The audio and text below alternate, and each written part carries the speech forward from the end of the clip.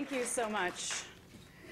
So how many of you had a chance to look at some of the pictures that I had? A lot of you, right? Slides looping up here. Aren't those just incredible? I've seen them so many times, and I never get bored of them. You know, whenever I make new slides, it always takes me so long to find just the right images that convey the essence of what I'm trying to communicate. But not when it comes to images depicting the natural connection so many of us have with animals, and especially the connection children have with animals. I always find way more than I can use. I mean, there are literally thousands of pictures out there that really capture that childlike sense of wonder, that understanding, that caring. I can tell a lot of you can relate to this. So because I'll be referring to this human-animal connection throughout this presentation, I'd like to do a brief exercise with you to explore it a bit more fully. I'd like you to try to think of one or more animals in your life who you felt a connection to. And by connection, I mean anything from identifying with an animal or animals to loving them. I just mean caring about their well-being. Maybe it was the horse you took riding lessons on, or the guinea pig in your elementary school classroom. Maybe it was a dog you grew up with, or a hurt bird you rescued. Maybe it was a turtle or a fish. So now I want to take a poll. Raise your hand if you were able to think of at least one animal. Wow, okay. Raise your hand if you were able to think of at least two animals. Now raise your hand if you've ever felt cared about or loved by an animal. Now take a look around the room. That's a whole lot of love.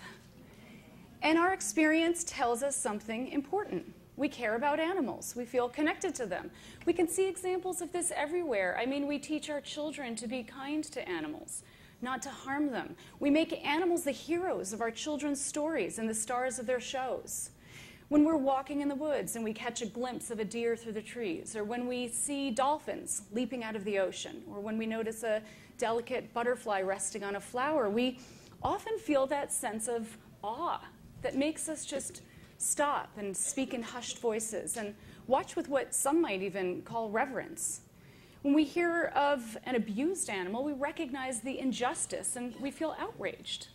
When we're at the petting zoo and the piglet chooses our hand to eat out of, we feel special. We get excited. Can you relate to this?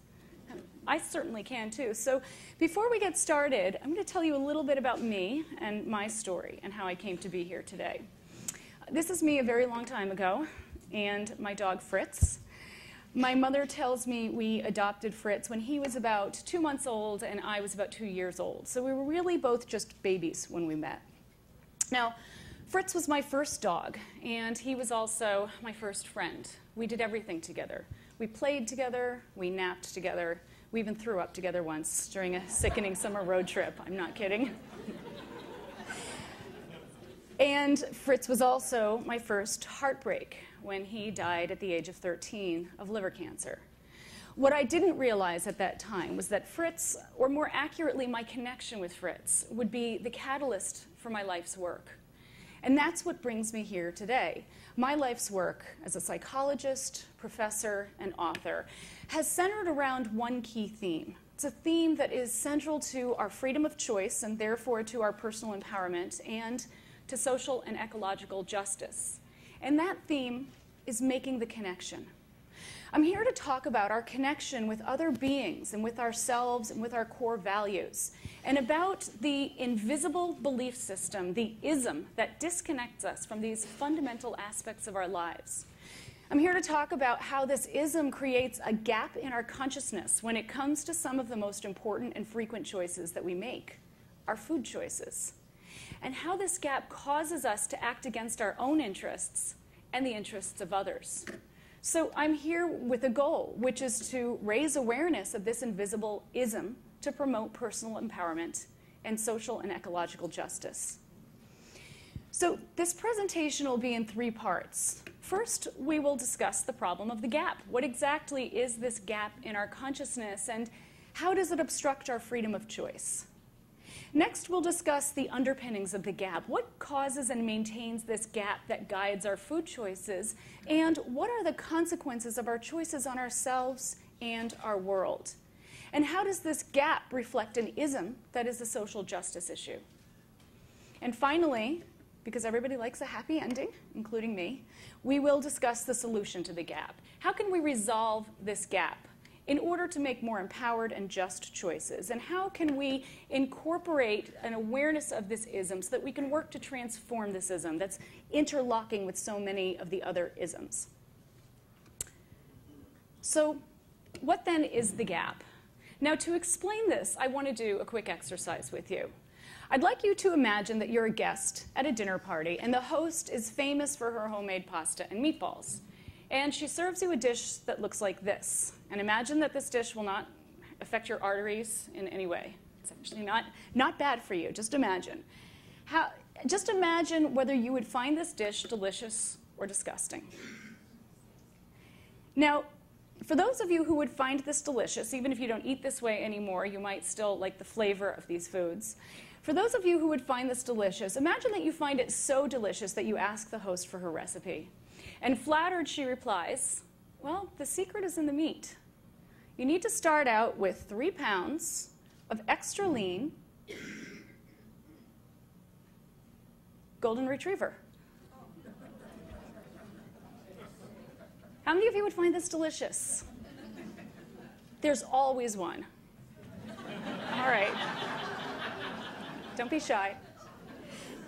Would you pick out the golden retriever balls and just eat I know I made that doubly gross. Pick out the golden retriever meat and just eat the pasta and sauce around it?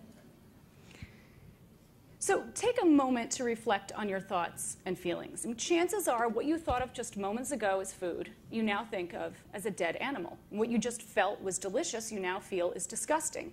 Chances are your experience of the meat dramatically changed, even though nothing about the meat itself actually changed. So what is it then that changed? Right. What changed is your perception of the meat. Now, our perception is the lens that we look at the world through. And when it comes to eating animals, our perception is shaped largely, if not entirely, by our culture. In fact, in meat-eating cultures around the world, people tend to have a tiny handful of animals that they have learned to classify as edible. All the rest, we learn to classify as inedible and therefore disgusting. And so even though the type of species consumed changes from culture to culture, members of all cultures tend to find their own choices to be rational and the choices of other cultures to be disgusting and often even offensive. So what's striking is not the presence of disgust. Disgust is the norm. It's the rule rather than the exception. What's striking is the absence of disgust. Why are we not disgusted by the 5, 6, 7, maybe if you're an adventurous eater, species we've been taught to think of as edible? And perhaps more importantly, why don't we ever ask why? Have you ever wondered why you might be willing to eat chicken's wings, but not swan's wings? Leg of lamb, but not leg of kitten. They both come from baby animals. Have you ever wondered why you might be willing to eat beef stew, but not guinea pig stew? Clam chowder, but not frog chowder? Hen's eggs, but not pigeon's eggs? Have you ever wondered why you might be willing to drink cow's milk, but not horse's milk? Are you working up an appetite here? And have you ever wondered why you haven't wondered? When it comes to edible animals, there is a disconnect, a gap in our perceptual process. There's a gap in our consciousness. We don't make the conscious connection between the meat on our plate and the living being it once was. When I was growing up, I was the picky eater in my family, and in my house, we had a rule that no one could leave the table until their plate was clean. So, not surprisingly, this often led to some late-night standoffs between me and my mother. My mother would try not to let me out of her sight, and I would wait for just the right moment when she wasn't looking to slip my food to Fritz, my partner in crime who was stationed under the table. And if my mother happened to catch me, I would tell her I was just petting the dog. And she would believe me, because there were plenty of times when I really was just petting the dog. And over the course of so many years and so many meals, I never thought about how strange it was that I could be petting my dog with one hand while I ate a pork chop with the other. A pork chop that had once been an animal who was at least as intelligent and sensitive and conscious as my dog. I never thought about the inconsistencies in my attitudes and behaviors toward these animals because, frankly, when I was eating the pork chop, I didn't actually think I was eating an animal. I mean, sure, I knew that whenever I ate meat, someone had to die for my plate. But on another level, I just didn't connect the dots. I just had that knowing without knowing. I had a gap in my consciousness.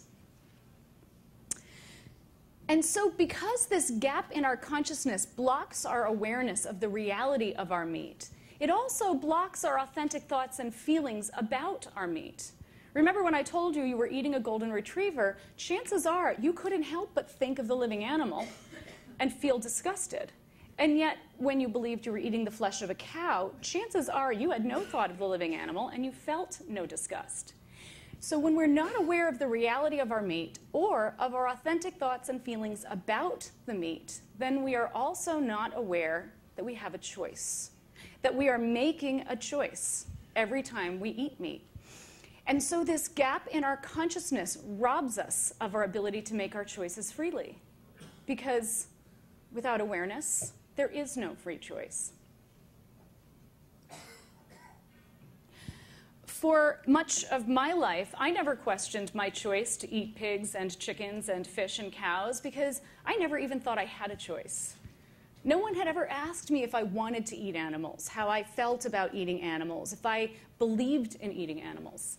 No one had ever encouraged me to reflect upon this daily practice that had such profound ethical dimensions and personal implications. Eating animals was just a given. It was just the way things are. It's really striking that our culture teaches us to spend more time thinking about what brand of shampoo to buy than about what species of animals we eat and why, when our food choices have a significant impact on our bodies, our minds, and our world. Our food choices truly are a matter of life and death. And so now that we've talked about what this gap is, we can turn our attention to the next set of questions, which is, where does it come from? And what are the consequences of living with this gap? It was half a lifetime before I started asking these questions. It was 1989, and I had recently awoken to find myself hooked up to IV antibiotics at Beth Israel Hospital in Boston after having eaten what turned out to be my very last hamburger. According to my team of doctors, Beth Israel is a teaching hospital, so to my humiliation, I was assigned a cluster of young, good-looking interns who were fascinated by my intestinal activity, and I'll say no more. And according to the Department of Public Health, which shut down the greasy spoon I'd made the mistake of patronizing, I had eaten a burger contaminated with Campylobacter, a foodborne illness similar to Salmonella. Has anyone here ever had Campylobacter? Okay, some of you know what I'm talking about. Just imagine the worst gastrointestinal flu you've ever had times 10. That's what Campylobacter is like. So contracting Campylobacter was one of the worst experiences of my life. But it was also one of the best experiences of my life. It was a turning point for me. Before I got sick, I had been increasingly uncomfortable with the idea of eating meat, having witnessed on a handful of occasions information about the horrors of animal agriculture. I mean, I knew on some level that eating animals was antithetical to my personal values. Like most people, I cared about animals and I didn't want them to suffer, especially when that suffering was so intensive and so completely unnecessary. And yet I hadn't been ready to take that information in. So my response had always been, don't tell me that, you'll ruin my meal. But the Campylobacter really lit a fire under my butt, so to speak. After I got sick, I never wanted to eat another burger or any meat again, and I didn't. And then something interesting happened. When I stopped eating animals, I made the connection.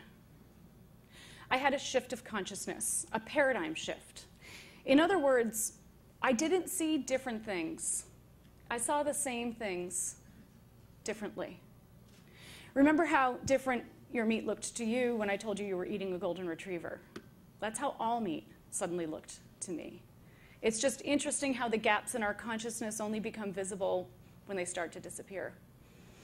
And as the gap in my consciousness closed, my mind opened. I wanted to learn the truth about animal agriculture. It was a truth that had been right in front of me, all around me, but that I had been unable or unwilling to see. And I needed to understand how, when it came to eating animals, rational, caring people, just like myself, could, in the words of psychiatrist and social activist Robert J. Lifton, just stop thinking. So I spent about 20 years looking for answers, including about a decade of research that culminated in my doctoral dissertation on the psychology of eating meat. And what I found was to dramatically change the way that I and others working in psychology and social justice thought about the issue of eating animals. So to share my findings with you, I want to start out with another exercise. If vegetarian is the term we use to describe an individual who follows the tenets, the teachings of the belief system we call vegetarianism, and a vegan is a person who practices the tenets of veganism, what then do we call somebody who is not a vegetarian or a vegan? Someone who hasn't read my book, please. Thank you. All right. I heard a couple of them. Well, sometimes we say omnivore. But an omnivore, by definition, is an animal, human or non-human, that can ingest both flesh and plant matter. And a carnivore is an animal that needs to ingest flesh in order to survive. Both omnivore and carnivore describe one's biological predisposition, not one's ideological or philosophical choice. Sometimes we say meat eater. But how accurate is this? I mean, meat eater describes a behavior as though it's divorced from a belief system. This is why we don't say plant eater when we refer to vegans and vegetarians, because we recognize that the behavior of eating plants reflects a deeper belief system or ideology. I'm using ideology and belief system interchangeably here. We tend to assume it's only vegans and vegetarians who bring our beliefs to the dinner table. But most of us don't learn to eat pigs but not dogs, for instance, because we don't have a belief system when it comes to eating animals. When eating animals is not a necessity for survival, which is the case in much of the world today, then it is a choice. And choices always stem from beliefs. So what I found is that there's an invisible belief system that conditions us to eat certain animals. And this is the belief system I came to call Carnism. It's the opposite of veganism. Now, Carnism is a special kind of belief system or ideology. It's a dominant ideology. It's invisible, entrenched. It shapes norms, beliefs, behaviors, etc. And it's also a violent ideology. Meat cannot be procured without killing. And dominant violent ideologies, such as Carnism, need to use a set of social and psychological defense mechanisms to enable humane people to participate in inhumane practices without fully realizing what they're doing. In other words, Carnism teaches us how not to feel. Now, the primary defense of Carnism is denial. If we deny there's a problem in the first place, then we don't have to do anything about it. Denial is expressed through invisibility. One way Carnism remains invisible is by remaining unnamed. If we don't name it, we can't think about it. We can't talk about it or challenge it or question it. The invisibility of Carnism is why eating animals appears to be a given rather than a choice. And Carnism also keeps its victims out of sight and therefore conveniently out of public consciousness. And as social critic, author, and ecofeminist Carol J. Adams tells us, if the problem is invisible, then there will be ethical invisibility. Now, Carnism is an entire system of victimization. It victimizes all of us in different ways. But before I talk about the invisible victims of the system, I want to do another exercise with you to give you a sense of the power and scope of invisibility. This one is a multiple choice. 19,011 farmed animals are killed in the U.S. Now this, by the way, is land animals. If this included fish and other aquatic life, the number could be quintupled.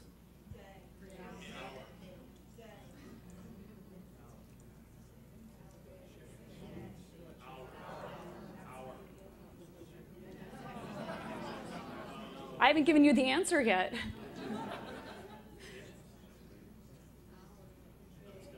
This is just the United States. If you guessed minute, you guessed correct. This adds up to approximately 10 billion animals per year. So in the time it took us to do this exercise, 20,000 animals were slaughtered in our own backyard. But think about it. How many farmed animals have you seen? How many have you seen just this week? Really, just take a minute and think about this. How many have you seen this month or this year? How many of them have you seen in your lifetime? Just to put this figure into perspective, think about how many people you see out on the street in a given day. Given that the US population of farmed animals is 32 times the human population, where are they? Given that these animals' body parts are literally everywhere we turn, why don't we ever see them alive? We don't see the animals who become our food because we're not supposed to. They are not, as carnistic industry would have us believe, living on happy mom and pop farms. This had the label happy cow, and I came to realize that it's more of a creepy cow, right? It's that clown effect. It's supposed to be happy, but it scares you a little. Over 99% of the meat, eggs, and dairy that make it to our plates comes from animals that were raised in factory farms, windowless sheds in remote locations that are virtually impossible for anyone outside of industry officials to obtain access to. And if you did try to obtain access to one of these compounds, you could wind up in prison, thanks to the Animal Enterprise Terrorism Act. According to Dara Lovitz, attorney and author of Muzzling a Movement, the AETA states that one has committed the federal crime of terrorism if they engage in any activity that may reduce the profits of an animal enterprise. As Lovitz says, the AETA is fundamentally unconstitutional as it violates activists' right to free speech. So who are these individuals that carnistic industry tries so desperately to hide from us?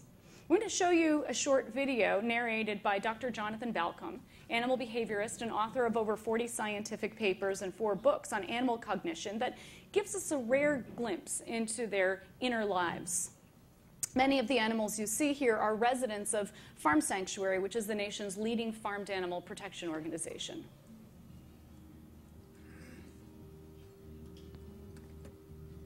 Pigs are intelligent, playful, and curious. Like us, they are also natural pleasure seekers. I often kneel down next to one of the adult pigs, maybe Fern or Rosie, lazing in the thick hay of their barn at Poplar Spring Animal Sanctuary. I scratch their heads and stroke their ears to let them know I'm a nice guy. Then I start to rub their belly.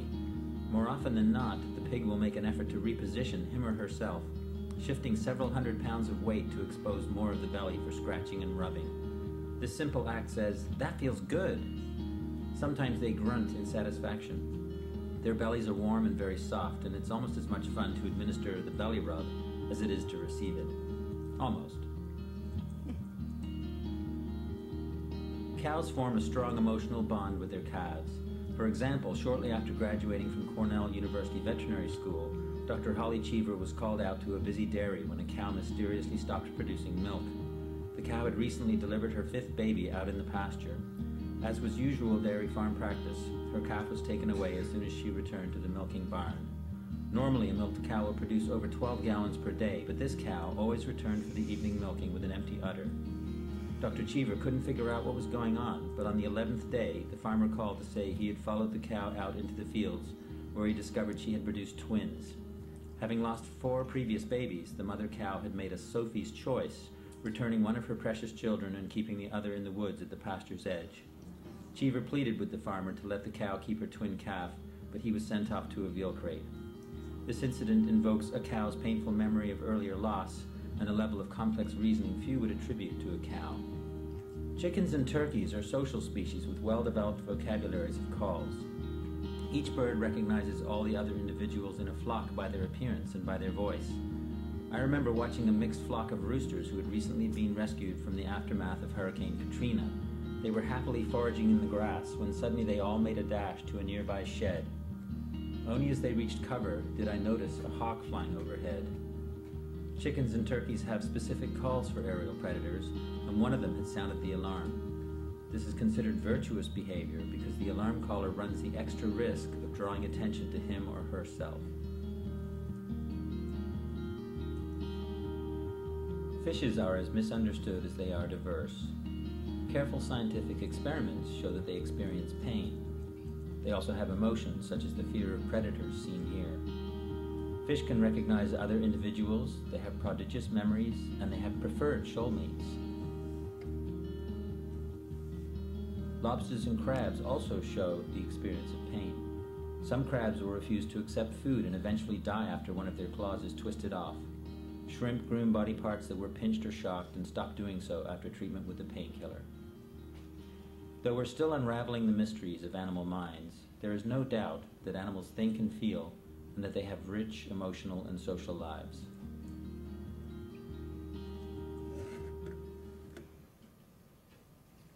Yeah, so I know some of those scenes were really lovely, weren't they? Unfortunately, a farm sanctuary is home to only a tiny minority of farmed animals. So in a couple of minutes, I'm going to show you another film, another short video, it's 4 minutes long, that gives a glimpse into the lives of the 99%. But before I do, I want to just give you a heads up. The video I'm going to show is distressing to witness, and obviously my goal is not to distress you, but to raise awareness. And to do that, I've got to make the invisible visible. I've spent a lot of time selecting material that I felt was sufficient to inform without actually traumatizing you. And I want to remind you that the focus of this presentation is ultimately solutionary. So we explore the problem only insofar as to discuss ways to transform and transcend the problem. And I want to encourage you to bear witness to this video, but I know that it's difficult to see. So I'm going to keep the volume low and encourage you to also witness yourself. Close your eyes, block your ears for the few moments that it's playing if you need to, and you should be able to block out the sound.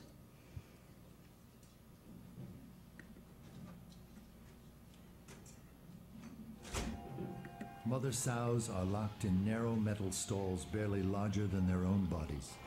Soon after birth, piglets are castrated by workers who cut into their skin and rip out their testicles. Next, the workers chop off their tails. Both of these painful procedures are nearly always done without anesthesia. Others are killed by being slammed headfirst into the ground.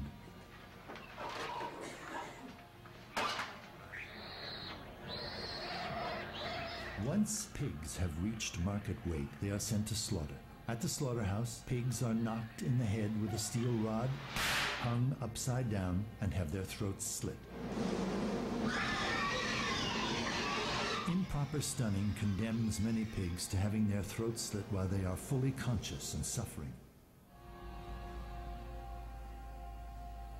Because male chicks don't lay eggs and do not grow quickly enough to be raised profitably for meat, they are killed within hours after hatching. Male chicks are typically thrown into giant grinding machines while still alive. This practice is deemed standard and acceptable by the egg industry. The females have it even worse, destined for a life of prolonged cruelty. To reduce pecking induced by overcrowded living conditions, workers use a hot blade or laser to remove part of the chick's beaks. After debeaking, the birds are moved to cages where they will spend the rest of their lives. Nearly 95% of egg-laying hens spend their lives confined in tiny wire cages like this. Through genetic selection, chickens and turkeys raised for meat have been bred to grow so large so quickly that many suffer crippling leg disorders, chronic joint pain, and even fatal heart attacks. Those who live to reach market weight are thrown into transport crates and loaded onto trucks bound for slaughter plants. At the slaughter plant, the birds are dumped from their crates, then roughly snapped upside down into moving shackles by their fragile legs. They are then pulled across a blade which slices their throats, causing blood to pour from their necks. Calves on dairy farms are dragged away from their mothers and violently killed, all so that humans can have the milk instead.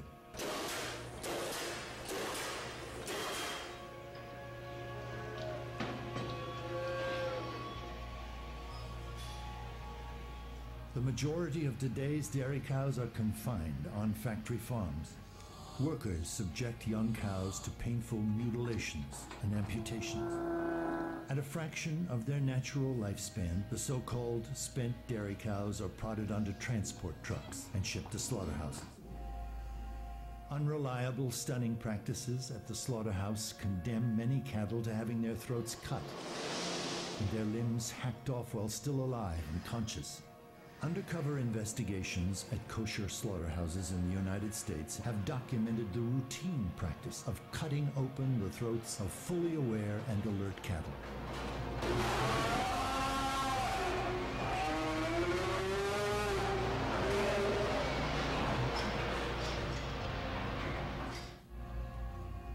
Massive trawling nets indiscriminately drag hundreds of tons of fish and other animals along the ocean floor.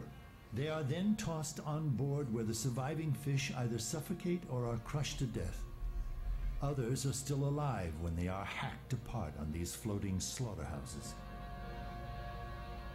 Like factory-farmed animals on land, farm-raised fish are crowded by the tens of thousands in small, disease- and excrement-ridden areas for their entire lives. When fish reach market weight, they are loaded onto tanker trucks and shipped to slaughter, where common killing methods include slow suffocation.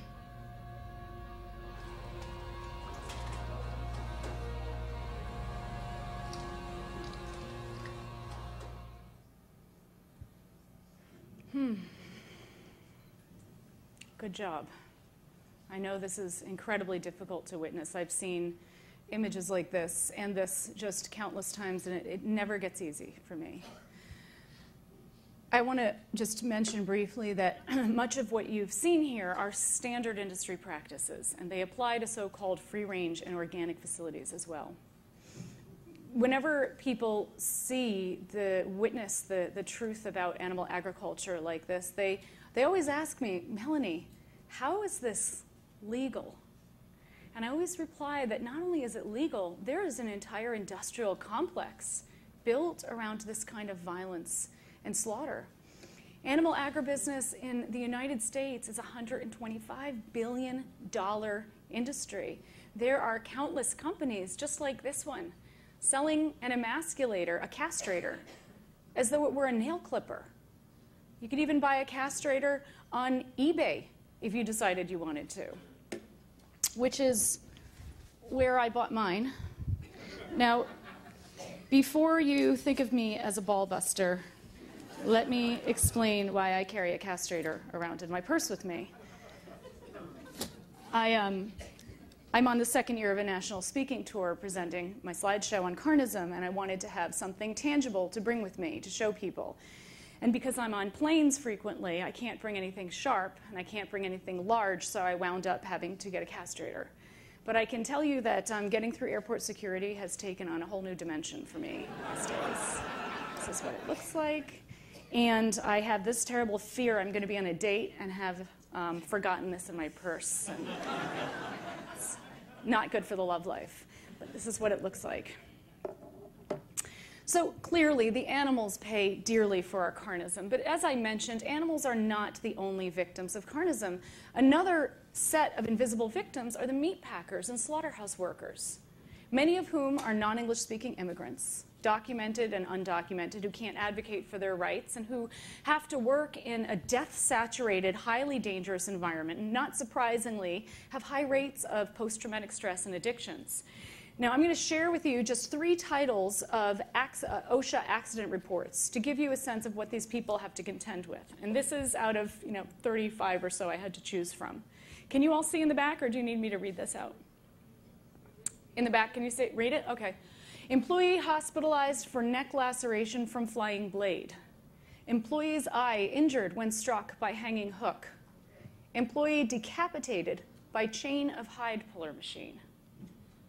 In fact, in 2005, for the first time ever, Human Rights Watch issued a report criticizing a single U.S. industry, the meat industry, for working conditions so appalling they violate basic human rights. And our environment is an invisible victim of carnism. According to a recent UN report, animal agriculture is one of the most significant contributors to the most serious environmental problems facing the world today. And of course, We are the invisible victims of carnism. We pay for our carnism with our health. The Academy of Nutrition and Dietetics, which used to be the ADA, not a progressive organization when it comes to food, issued a statement saying that vegan diets are not only nutritionally adequate, but they can provide health benefits in the treatment and prevention of disease. We also pay for our carnism with our taxes. Billions of dollars a year in meat subsidies. Subsidies that have been criticized across the political spectrum as one of the most egregious corporate welfare programs in the history of the country. And we pay for our carnism with our hearts and with our minds. Because to eat the body of another sentient being, we have to block our awareness and shut down our empathy. And empathy and awareness are integral to our sense of self. We pay for our carnism with the gap in our consciousness. So we've talked quite a bit about how denial, the primary defense of the system, is expressed through invisibility. But think about it. Is invisibility really foolproof? Is it enough? Of course not. Hints of the truth surround us. The palpable vein in the drumstick, the hog on a spit at the company barbecue, vegan guests at dinner parties, and an endless array of dead animals everywhere we turn in the form of meat. So when invisibility inevitably falters, the system needs a backup. We need to justify eating animals. And the way we learn to justify eating animals is by learning to believe that the myths of meat are the facts of meat. Now, there's a vast mythology surrounding eating meat, but all of these myths fall in one way or another under what I refer to as the three ends of justification. What do you think they are? Amazing. Okay, that was, I think, the fastest ever. I have done this with thousands of people over the years, thousands of people. Eating meat is normal, natural, and necessary, and everybody gets it like that. Why do you think we all know? Exactly. We have heard it all before.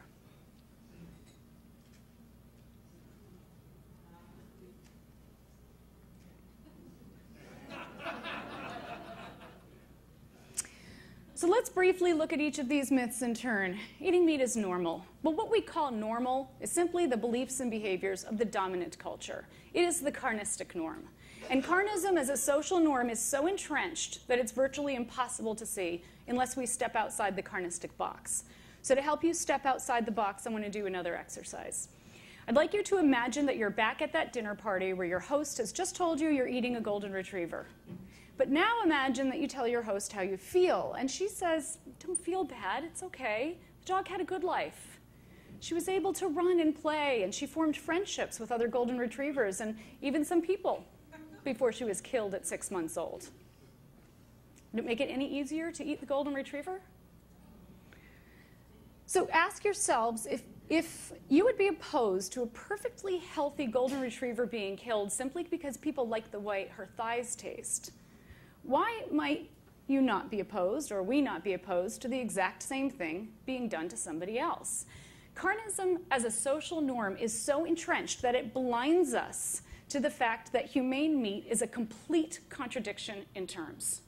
Humane meat is a myth. It is a myth constructed by those in the business of violence to appeal to those of us who would ordinarily never support such violence.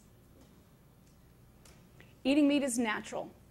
Well, what we call natural is simply the dominant culture's interpretation of history. It refers not to human history, but to carnistic history. It references not our fruit-eating ancestors, but their flesh-eating descendants. In other words, we only look as far back in history as we need to justify current carnistic practices. And to be fair, murder, rape, and infanticide are as long-standing and therefore arguably as natural as eating animals. And yet we don't invoke the longevity of these practices as a justification for them today. In the words of author Colleen Patrick Goudreau, do we really want to use the behavior of the Neanderthals as the yardstick by which we measure our current moral choices? And eating meat is necessary. Well, what we call necessary is simply what's necessary to maintain the dominant culture, to maintain the carnistic status quo. And here I'll let a picture speak for itself. Can you see in the back?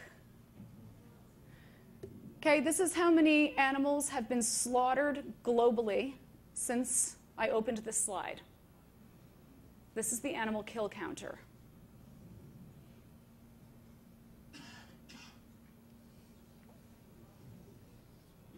Now, of course, a related myth is the protein myth, but as you all know, this is a myth. Did you know that you could be strong enough to lift a car without having eaten an ounce of animal protein in your life?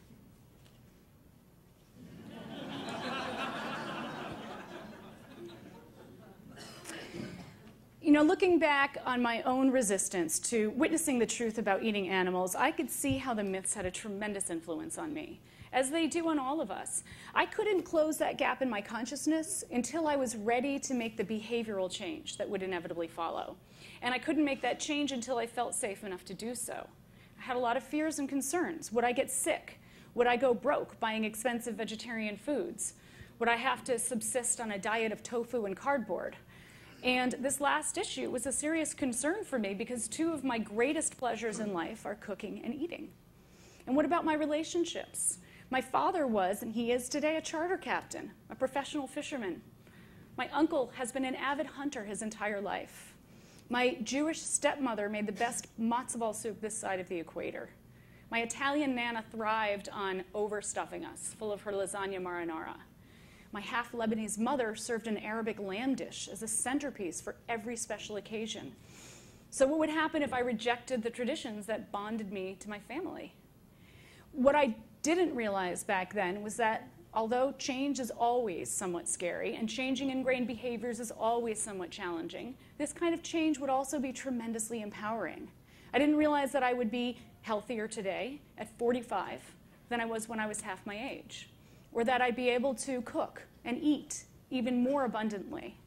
And I didn't realize that the deepest bonds with others are forged not through unquestioningly following the dictates of tradition, but by becoming the kind of person who practices authenticity and integrity, the cornerstones of meaningful relationships.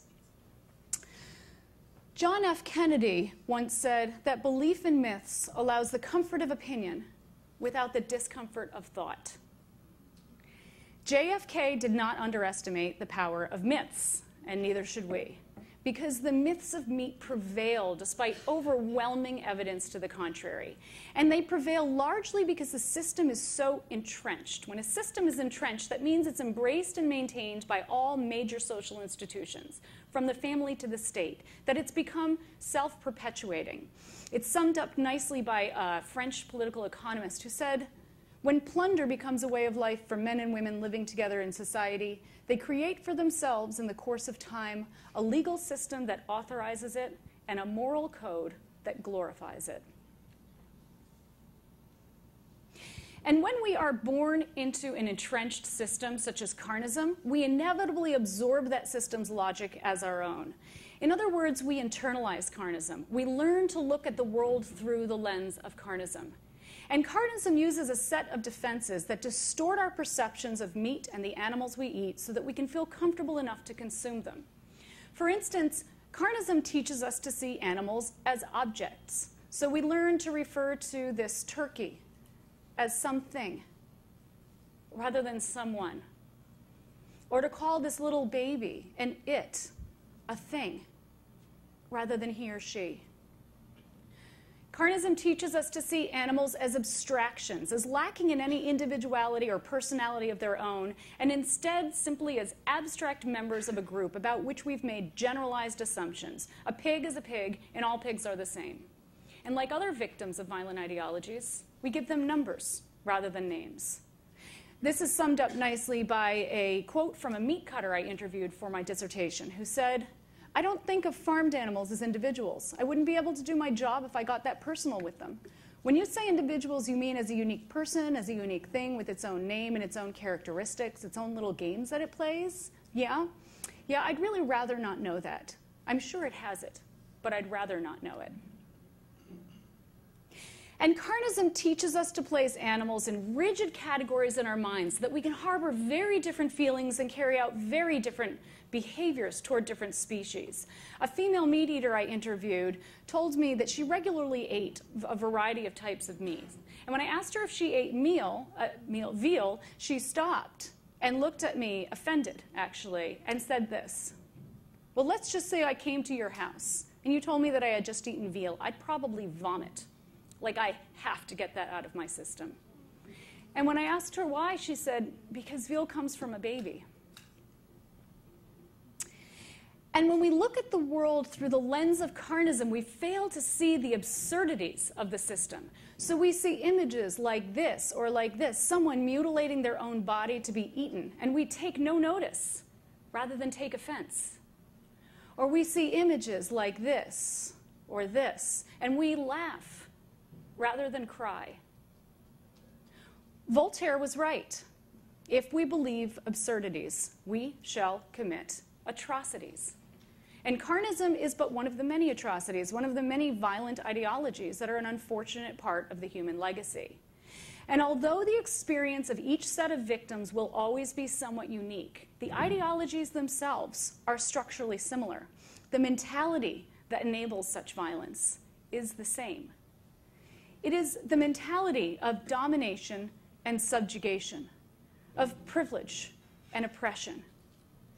It's the mentality that causes us to turn someone into something, to reduce a life to a unit of production, to erase someone's being. It is the might makes right mentality that makes us feel entitled to wield complete control over the lives and deaths of those with less power just because we can, and to feel justified in our actions because they're only savages, women, animals. It is the mentality of meat. And so if we fail to pick out the common threads that are woven through all violent ideologies, then we will be doomed to recreate atrocities in new forms. This is why it's critical that we incorporate all oppressive systems into our analysis, including carnism. Eating animals is not simply a matter of personal ethics. It is the inevitable end result of a deeply entrenched oppressive ism. Eating animals is a social justice issue. Martin Luther King understood the ways in which oppressive systems reinforce one another. He wisely cautioned that injustice anywhere is a threat to justice everywhere.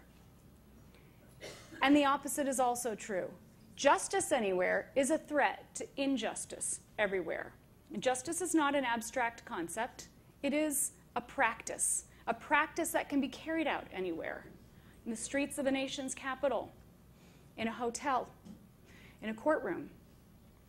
And we can practice justice on our plates. And so this brings us to the conclusion. What is the solution?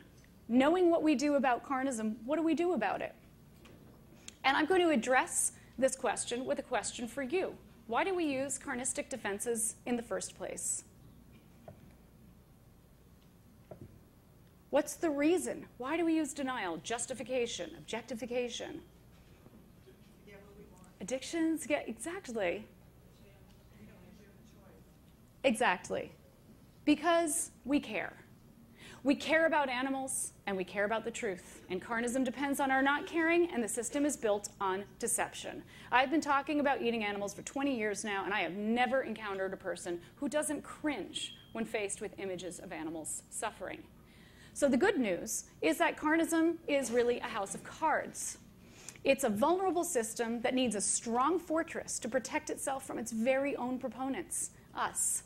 Why else would we need to go through all the psychological acrobatics if not because we care? And so our caring is both the problem and the solution. Our caring is what makes us want to turn away from the truth. But our caring is also what gives us the courage to face the truth, to bear witness. When we bear witness, we identify with another. To identify with another is to see something of ourselves in them and something of them in ourselves, even if the only thing we identify with is the desire not to suffer. When we bear witness, we empathize with another. We look at the world through their eyes so that when we make choices that impact them, we ask ourselves, what would he or she ask me to do?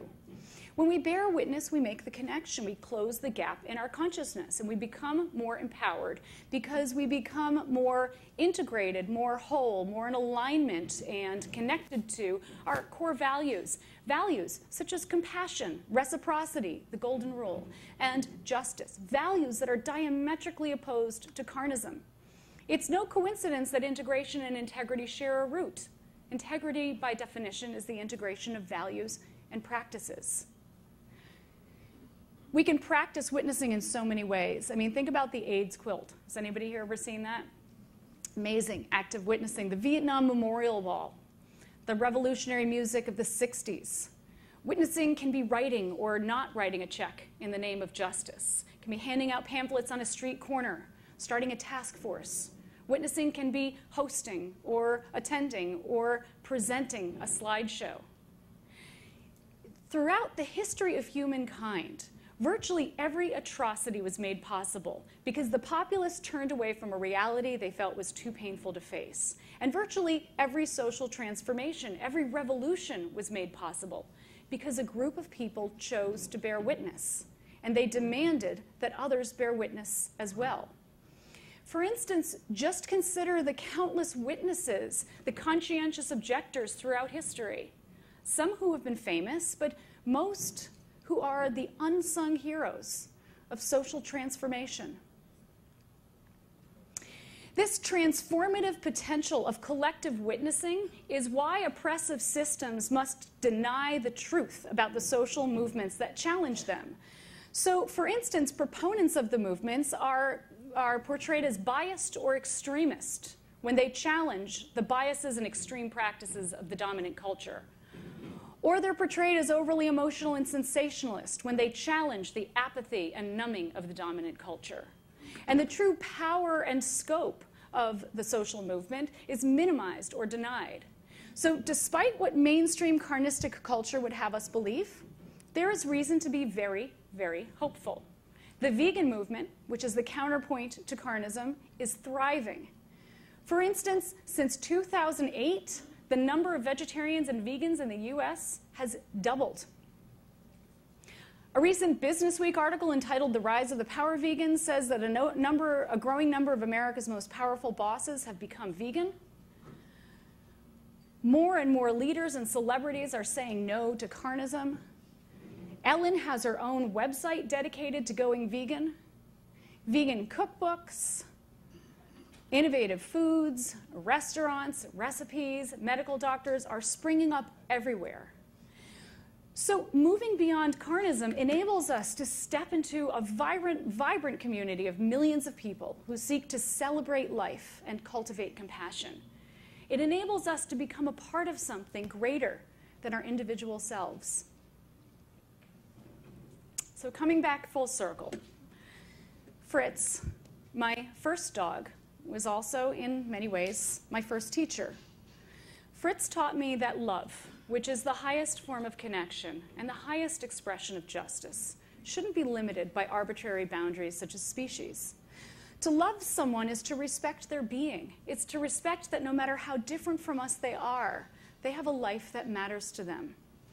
Fritz taught me to be a witness. He taught me that love is a verb. And this is why the goal of my presentation today and the goal of my life's work has been to raise awareness of the invisible system that is Carnism. Because for better or worse, we are all participants in the system. And so our choice really isn't whether we participate, but how we participate. And with awareness, we can choose to be active witnesses rather than passive bystanders. With awareness, we can practice justice and exercise love. With awareness, we can lead more authentic and freely chosen lives and truly become, as Gandhi said, the change we wish to see. Thank you.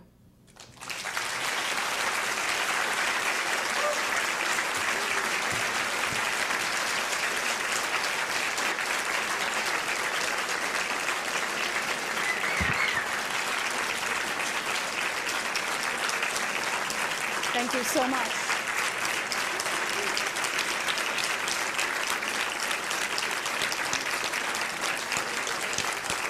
Thank you so much. Okay, if that didn't leave you speechless, then maybe somebody has a question for Dr. Joy. Would you like to come back here if you do?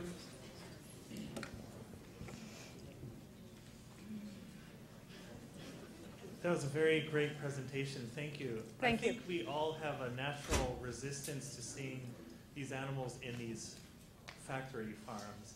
What is your response to the new trend to like Cowgirl Creamery, the family-owned farm that sensitively raises their healthy animals, etc.? We're seeing more and more of these at the farmers markets and at Whole Foods, places like this. I'd like to hear your response about that. Well, that's a great question. I actually have an article that came out last year called Understanding Neo-Carnism, which is the kind of new form of carnism, the new way that carnism is being manifested. I think it's positive in that there's a recognition now that because invisibility has been weakened thanks to the advent of the internet and so much information that's coming out now, we're relying more strongly on justification. And so this idea that eating meat is natural or it's normal if it's done humanely. And so it's a good sign. It's a sign that companies are responding to people's discomfort with causing harm to animals. It's also problematic because this whole entire ideology is constructed now around this idea of sustainability. And sustainability is, well, it's not sustainable to the animals who are being killed, for one. And so I see this as a positive sign, as a backlash against the vegan movement. Anytime a movement becomes powerful enough to truly challenge the status quo, there's a backlash against it. And this is a manifestation of that. And I think it's important to dispel the myth of humane meat, but at the same time to recognize that it is the culture's attempt to move in a direction that's more in alignment with our core values. It's a great question, and if I had an hour, I'd answer it for longer. Another hour. Yes? Thanks for your presentation. Thank you. Horses are animals that most Americans don't identify with eating meat. They seem like they're animals for pets and for treating well. And yet, in November of last year, I'm not sure if a lot of you are aware, but our president very quietly signed a bill to lift the ban on horse slaughter for meat consumption. It's really hasn't been out there as much as I think it probably should be. And why is that? And what do you think the repercussions of that are going to be? Well, it hasn't been out there in mainstream media, which is interesting but not surprising because, Carnism is organized around some very powerful vested interests. So, but it has been out there in the topic of discussion among people that are active in the vegan movement.